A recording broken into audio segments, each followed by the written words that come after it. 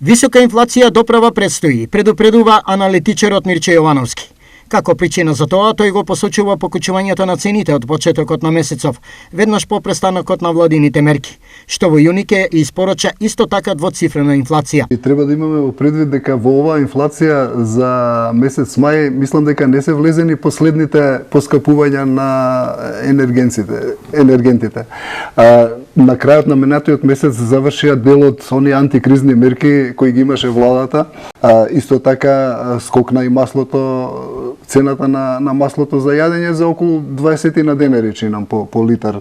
Можно е ударот од инфлацијата да биде уште пожесток и во овој месец. Она што според Јовановски е уште поалармантно е опасноста светот да се врати 50 години наназад во времето на стагфлација. Главното стравување е дека ќе се повторат 70-тите години од минатиот век, кога имаше таква ситуација и која што бараше многу економски жртви за да се надмине. Значи, стагфлацијата, тоа е состојба во која има забавен економски раст или рецесија и висока инфлација. Државниот завод за статистика вчера објави дека инфлацијата во мај достигна 11,9%, а од владата најавија одлука за евентуална интервенција кај цените до крајот на неделава.